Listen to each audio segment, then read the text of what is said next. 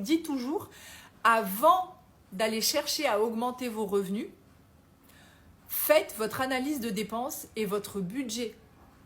Parce que si vous ne savez pas déjà où part votre argent avec le salaire, avec les revenus que vous avez aujourd'hui, vous le saurez encore moins quand vous allez augmenter vos revenus. C'est-à-dire que là, tu augmentes tes revenus, je sais pas, ça peut être par des jobs d'appoint, ça peut être en changeant de job, ça peut être en faisant des heures sup, en monétisant ton expertise, etc. Ça peut être pour plein de moyens. Mais dans tous les cas, si tu veux que ce soit efficace, il faut impérativement que tu fasses ton analyse de dépenses et ton budget. Parce que sinon, regarde, imagine un seau rempli d'eau. Tu vas, avec un arrosoir, le remplir. Et l'arrosoir, c'est le job en plus ou l'argent en plus qui vient sur ton compte chaque mois grâce au fait que tu as réussi à augmenter tes revenus. Donc ce seau-là, tu vas le remplir. Par contre, si tu n'as pas fait l'analyse des dépenses et que tu n'as pas fait ton budget et que tu ne revois pas ton budget chaque semaine, c'est comme si ce seau, il avait des centaines de trous et que du coup, toute l'eau, elle s'évacuait et elle était perdue. Et du coup, tu auras beau rajouter de l'eau, le seau ne se remplira jamais parce qu'il y a des trous au fond de ce seau qui fait que tu ne peux pas garder ce liquide. Et bien ton compte, c'est pareil. Si ton argent, il sort et tu ne sais pas où il va parce que tu n'as pas mis les chiffres à plat, tu n'as pas fait l'analyse des dépenses, tu n'as pas fait un budget optimisé, tu auras beau travailler plus, tu ne garderas pas plus d'argent sur ton compte à la fin du mois. Parce que tu trouveras des moyens, consciemment ou pas, pour claquer cet argent. Donc bien attention, parce que j'en vois beaucoup qui commentent « j'y arrive plus, je m'en sors plus, je vais être obligé de prendre un deuxième job ». C'est pas l'ordre dans lequel je vous dis de faire les choses. Et attention, c'est pour ça que le désendettement, il y a un ordre précis si vous voulez que ce soit efficace. On ne commence pas par augmenter ses revenus.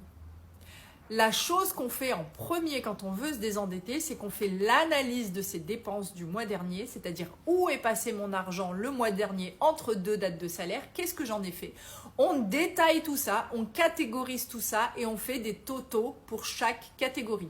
Là, ça va nous dire au centime près où est passé notre argent.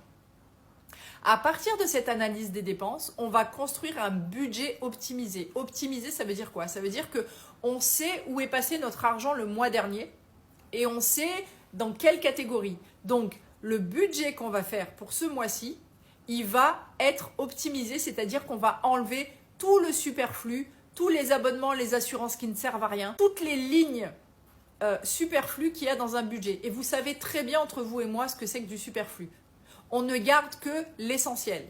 Le loyer, l'électricité, le gaz, l'eau, l'assurance maison, le carburant, la voiture, l'alimentation. Basta. Tout le reste, on vire. À peu de choses près. Et il n'y a que comme ça, en faisant ton budget, que tu aies augmenté tes revenus ou pas, il n'y a que comme ça que tu vas voir qu'il va te rester de l'argent pour mettre en épargne. Et il vous en reste toujours. Et s'il ne vous en reste pas, ou s'il ne vous en reste pas assez pour mettre en épargne, parce que vous vous êtes dit, moi je veux mettre tant, mais je ne peux pas mettre tant, donc j'ai envie de mettre plus. Là, on augmente ses revenus. On fait les deux choses en parallèle, mais on fait d'abord la première étape qui est, on baisse ses dépenses. Et on baisse ses dépenses en faisant justement l'analyse de ses dépenses plus un budget optimisé. C'est comme ça qu'on arrive à se désendetter, c'est comme ça qu'on arrive à épargner, c'est comme ça qu'on arrive à atteindre n'importe quel objectif financier. C'est pour ça que je vous dis le désendettement ou même réussir à épargner, il faut le faire dans un ordre précis, sinon c'est pas efficace. Donc si tu me dis que tu as augmenté tes revenus et que tu n'y arrives toujours pas à épargner, c'est que le problème il n'est pas dans tes revenus, le problème c'est que tu ne fais pas les 3 autres étapes précédentes à celui d'augmenter ses revenus. Et c'est pour ça que dans le e-book, je vous les liste, chapitre 1, chapitre 2, chapitre 3, chapitre 4, chapitre 5, chapitre 6, etc. C'est dans l'ordre. Vous ne pouvez pas appliquer le chapitre 1 et après passer au chapitre 3. Ça va vous ralentir et ce ne sera pas efficace. Vous êtes obligé de faire les étapes dans l'ordre si vous voulez que ce soit efficace et rapide.